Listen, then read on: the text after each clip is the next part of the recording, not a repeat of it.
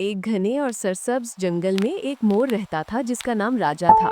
राजा के पर निहायत हसीन और रंग बरंगे थे।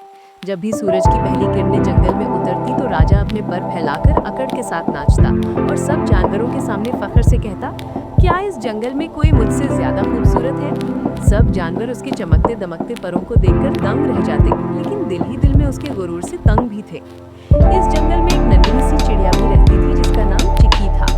उसके पर भूरे और सादा थे, आवाज भी नर्म और प्यारी थी, मगर उसे कोई खास तवज्जो नहीं देता था। अलबत्ता चिक्की हमेशा खुश रहती और सबके साथ मोहब्बत से पेश आती।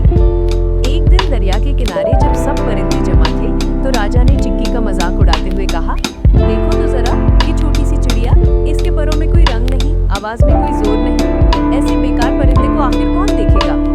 चिक्की ने दुख महसूस किया, मगर सुकून से बोली, राजा, हुस्न हमेशा नहीं रहता, कभी कभी सबसे छोटे पर भी सबसे बड़ा हौसला रखते हैं। ये कहकर वो खामोशी से उड़ गई। राजा ने उसकी बात को नजरअंदाज कर दिया और हस्बे आदत गुरूर में मस्त रहा। कुछ दिन बाद जंगल में आसमान पर काले बादल छा गए, तेज हवाएं चलने लगी और देखते ही देखते तूफान आ गया। बारिश जोर से बरसने लगी, दरख्त हिलने लगे और जमीन कीचड़ से भर गई। सब जानवर अपने अपने बिलों और ठिकानों में छुप गए। राजा ने भी बचने की कोशिश की, मगर उसके लंबे और भारी पर बारिश से भीग गए।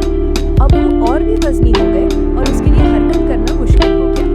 वो एक झाड़ी में फंस गया और जोर जोर से मदद के लिए पुकारने लगा। उसकी आवाज सुनकर एक छोटी सी परछाई नजर आई। ये चिक्की थी।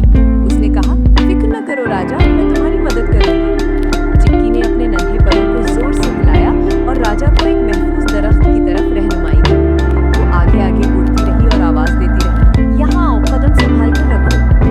राजा लड़खड़ाता हुआ आखिरकार उस दरख्त के खोखले तने तक पहुंच गया। दोनों परिंदे वहां पनाह लेकर बैठ गए और तूफान गुजरने का इंतजार करने लगे।